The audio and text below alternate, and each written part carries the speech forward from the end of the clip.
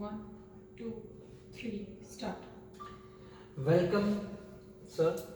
और आज हम चर्चा करने जा रहे हैं जीवन के आम विषय, आने वाली प्रॉब्लम्स के ऊपर जो आम जीवन में लोग, बच्चे, पेरेंट्स फेस करते हैं। जैसे कि आप स्कूल रन कर रहे हैं और इन व्यवस्थाओं को आपने बड़े करीब से, गहनता से इन चीज़ों के ऊपर विचार किया है और देखा है। आज का हमारा विषय रहने वाला है फेल्योर यानी कि असफलता। वो बच्चों की असफलता हो सकती है, वो बिजनेस की असफलता हो सकती है, और एक मायने में कंपटीशन के लिए प्रिपेयर करने वाले युवाओं की फेल्योर की समस्या हो सकती है। उन चीज़ों को आप कैसे देखते हैं और क्या समाधान और सुझाव विचार किए जा सकते हैं? अच्छा सवाल है सर ये।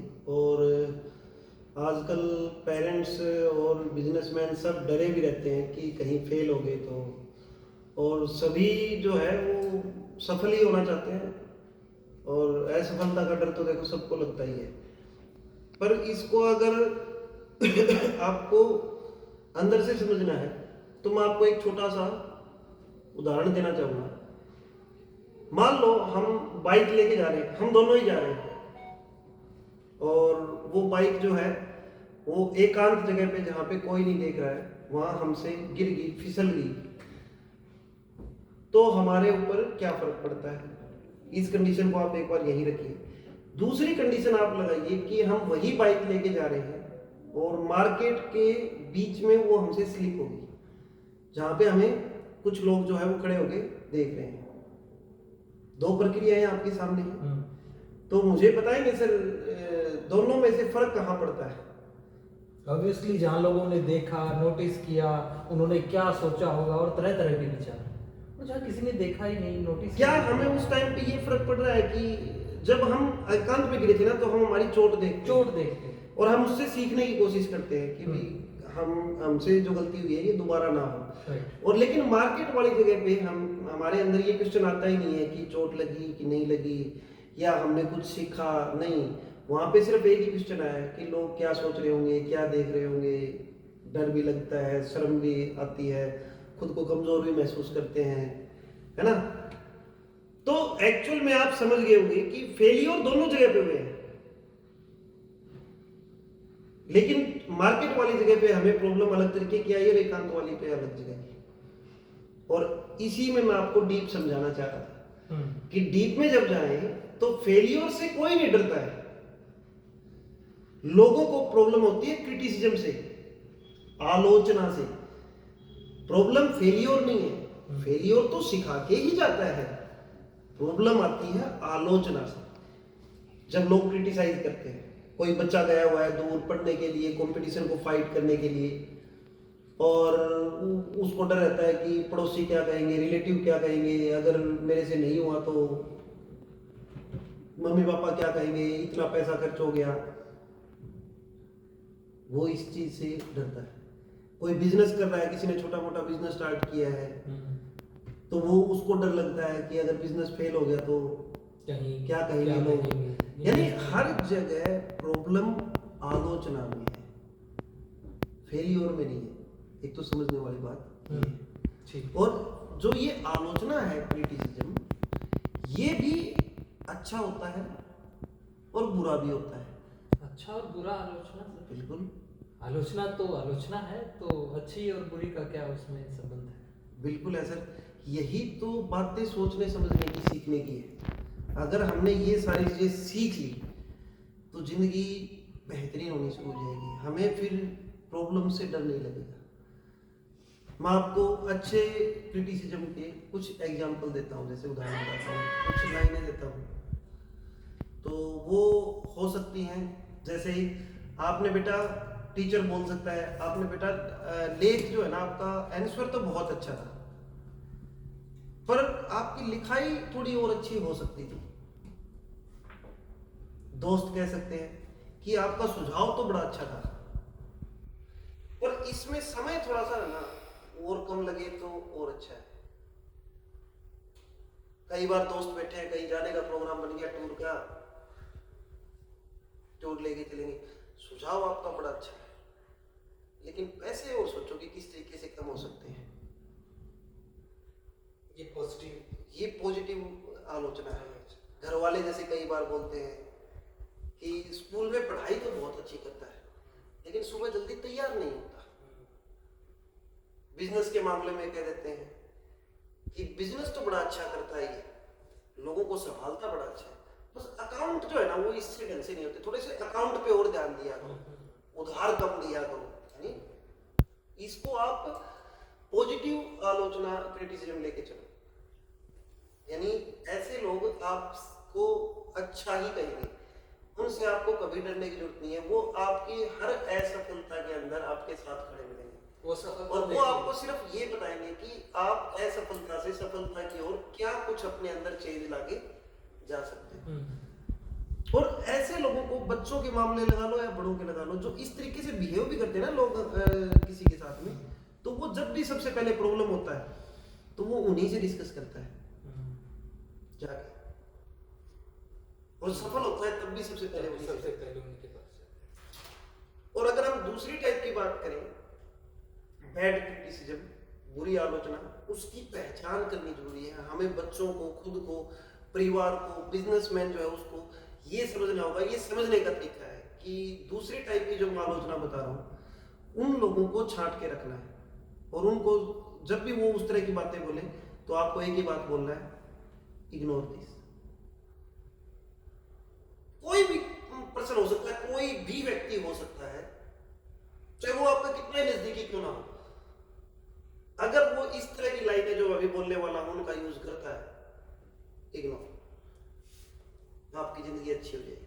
वो आपको कुछ सीखने नहीं देंगे जिंदगी में ऐसे लोग। जैसे कि बैड क्रिटिसिज्म को मैं बोलता हूं, एक आता है, तू तो कभी कुछ लिख ही नहीं सकता,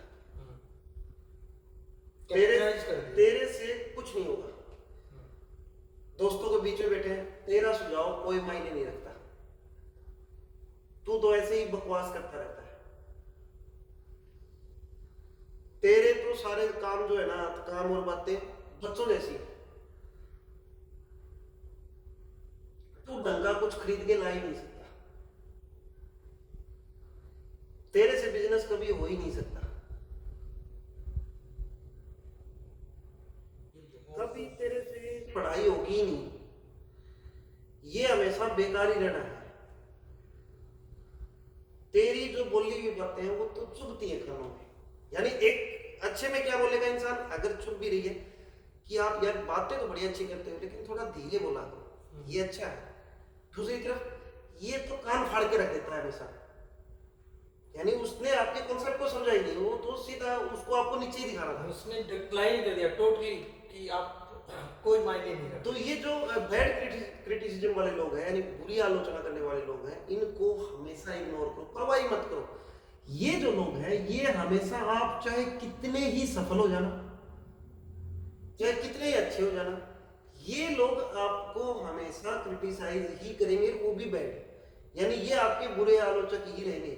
आप इनके सामने आपको कुछ भी साबित करने की जरूरत नहीं है। जो अच्छे आलोचक है ना, आपके नजदीकी जो लोग हैं, उनको साबित कीजिए, वो आपको सफल होने में हेल्प भी करेंगे। बुरे आलोचक के सामने मैं आपको सबको यही कहूंगा, चाहे वो बच्चा हो, बड़ा हो, बिजनेसमैन हो, कोई भी हो, इनके सामने आपको कुछ भी साबित करने की जरूरत नहीं है।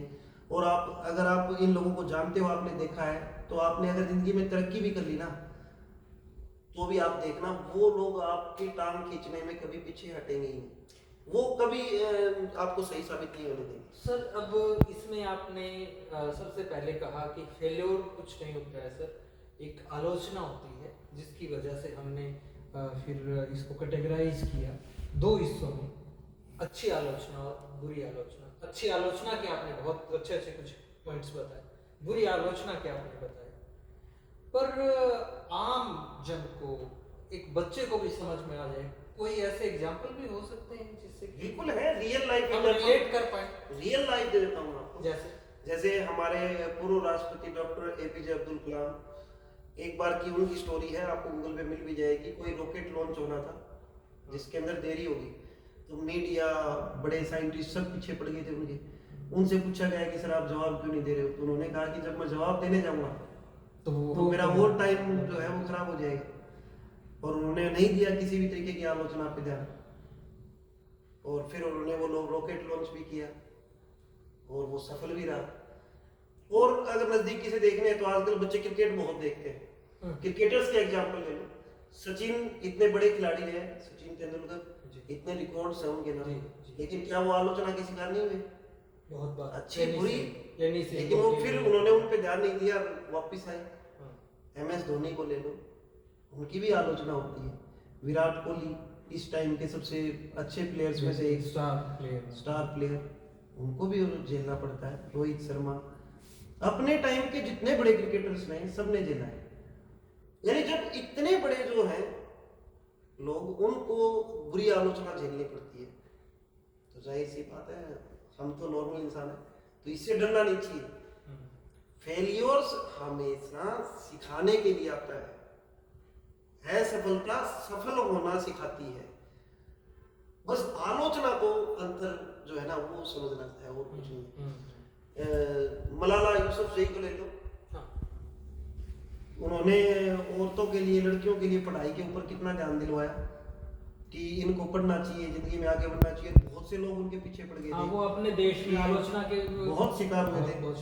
उन्होंने औरतों के लिए, क्योंकि जान तक ये कहा जाता है कि औरतों के लिए पढ़ाई अच्छी नहीं है, ये नहीं है, वो नहीं है, बहुत सारी।